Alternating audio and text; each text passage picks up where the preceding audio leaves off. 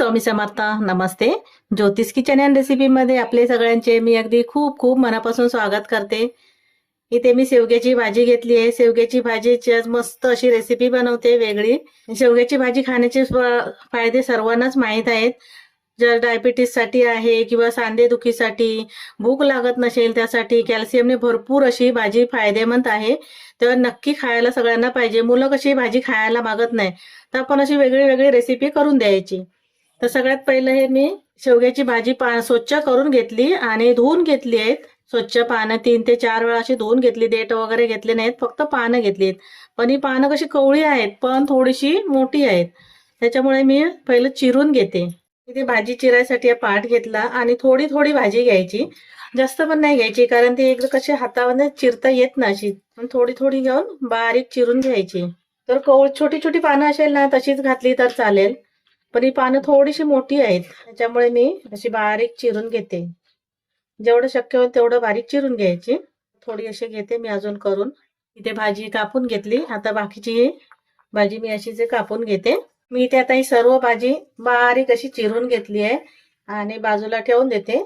मी भाजी चिरून घेतली आणि त्यासाठी एक वाटण तयार करते, मसाला. त्यासाठी बघा इथे अर्धा इंच आलं घेतलंय, 5-6 पाकळ्या लसूणच्या घेतल्यात आणि हिरवी मिरची आवडीप्रमाणे घ्यायची. इथे 3-4 ते 5 छोटे छोटे आहेत, जास्त नाही. त्याच्यात तोडून अशी मिरची घालते मी. थोडंसं लवंगचा तुकडा घेतला, एक अर्धा इंच पेक्षा पण कमी आहे. इथे मी 4 लवंग घेतलेत, 4च आहेत, आणि 5 ते 6 काळी मिरी घेतलेत. हे पाणी न घालता मी वाटून घेते. इथे वाटण हे वाटून घेतलंय मसाला. पाणी थोडंसं घातलं ना तरी चालेल, पण मी आता पाणी घातलं नाहीये. असं जाडसर थोडंसं वाटून घेतलंय. हे बाजूला ठेवते. इथे एक भांडा घेतलंय आणि त्यामध्ये शेवग्याची पानं कापून घेतलेली ना, ती सर्व पानं घालून घेते, काढून घेते याच्यामध्ये, भांड्यामध्ये. आता हा मसाला वाटून घेतलेला तो मसाला पण घालते. तिखट तुम्ही आवडीप्रमाणे घेऊ शकता, मिरच्या कमी जास्त. एक स्वाद मस्त येतो. आलं लसूण आणि गरम मसाला घातलं ना थोडंसं, सर्व मसाला मी घालून घेतलाय. नंतर थोडंसं धुवून घेणार आहे पाणी मिक्सरमध्ये घालून भांड्यामध्ये, पण मसाला पण आपला वेस्ट जाणार नाही. थोडीशी कोथिंबीर घालते, थोडीशी म्हणजे थोडी मुठभर एवढी कोथिंबीर आहे, त्याचा एक पण छान स्वाद येईल. कोथिंबीरचा थोडी जास्तच घालायची. त्यात मी बेसन घालून घेते, डाळीचं पीठ. आधी जास्त घालत नाहीये, 2 चमचे एवढं घातलंय. लागलं तर नंतर घालून घ्यायचं. 1 चमचावरून मी ज्वारीचं पीठ घालते. ज्वारीचं पीठ तुम्ही घालायचं तर घालू शकता आणि नाही घातलं तरीही चालेल. 1 चमचावर तांदळाचं पीठ घालून घेतलंय. बेसन मी नंतर लागलं तर अजून घालणार आहे. तीळ घालून घेते, ते कितीही घालू शकता आवडीप्रमाणे. थोडंसं जास्त घातलं तरी चालेल, असे पण तीळ खाल्लेले चांगलेच असतात. मीठ घालून घ्यायचंय चवीप्रमाणे, जशी भाजी वगैरे असेल तसं. हळद घालते. इथे हिरव्या मिरचीचा जास्त वापर केलाय, त्याच्यामुळे मी हे लाल तिखट, हे मिरची पावडर थोडी कमी घालते. अर्धा चमच्यापेक्षा पण कमी घातले. हे धना पावडर घालून घेते, थोडीशी हिंग घालते. थोडासा ओवा घेतलाय, तो हातावर असं चोळून घालते. हे सर्व मसाले घालून झाले आहेत. थोडं मिक्स करून घेते मी. आधी पाणी घालणार नाहीये. तिथे मी अजून 1 चमचा बेसन घालून घेते, कमी वाटतंय. सर्व पानं दिसतात आहेत. किंवा ज्वारीचं पीठ जर अजून घालायचं तरी चालेल. ज्वारीचं पीठ आणि तांदळाचं जास्त नाही घालायचं. परत एकदा मिक्स करून घेते. इथे सर्व मिक्स करून घेतलं आणि थोडंसं मी 1 चिमूटभर एवढा खायचा सोडा घालून घेते. परत एकदा मिक्स करते.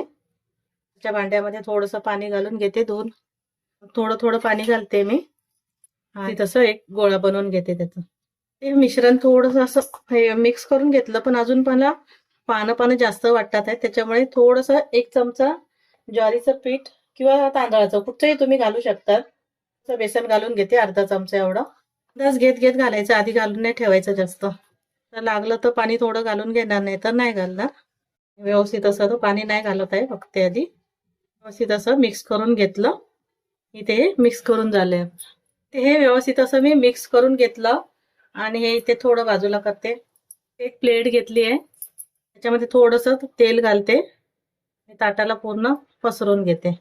आता हे जे मिश्रण आहे ना, घालून घेते त्याच्यावर. सगळीकडे समान असं व्यवस्थित करून घेते. इकडे जाड एकीकडे पातळ असं नाही करायचंय, इकडे व्यवस्थित असं पसरून घ्यायचंय. त्यामुळे पाणी पण पहिलं जास्त घालून नाही ठेवायचं. अंदाज घेऊनच असं पाणी घालून व्यवस्थित मिक्स करून घ्यायचंय सर्व. ते मिश्रण व्यवस्थित असं पसरवून घेतलंय. मसाला वाटते वेळी थोडंसं गरम मसाले घातलेले ना, खडे मसाले. जर तुम्ही ते नाही घातलात ना, तर गरम मसाला थोडा घालून घ्या. मिश्रण आपण एकत्र करणार, मिक्स करणार तेव्हा. हे आता पसरून झालंय. थोडंसं तीळ घालून घेते वरून. त्याला पण छान वाटतं आणि खायला पण चांगलं वाटतं असं. तीळ घालून घेतले. आता जाऊया गॅसकडे. तर इथे मी पाणी गरम करत ठेवलेलं, चाळण ठेवली आहे. हे स्टँड ठेवलेलं मी, पण त्याच्यावर ठेवणार होती प्लेट, पण नाही ठेवत आहे. पाणी वगैरे जाईल वडीमध्ये, त्याच्यामुळे मी असं आता चाळण ठेवते आणि चाळणीमध्ये प्लेट ठेवून देते. झाकण ठेवते, गॅस मध्यम करते आणि 12 ते 15 मिनिटं आपल्याला हे आता वाफवून घ्यायचंय. ती वडी मी वाफवून घेते. ती वडी मी वाफवून घेतली आणि थंड करून घेतली बाहेर काढून. बघायची असे हात वगैरे चिकटत असेल ना, हाताला असं हात लावून बघायचं. चिकटत असेल तर अजून थोडा वेळ वाफवून घ्यायची, पण होते त्याच्यामुळे शिजते तेवढ्या वेळामध्ये. तर आता हे मी वडी कापून घेते. मी तर हे काढून घेते पायच्यावरती आणि मग कापते.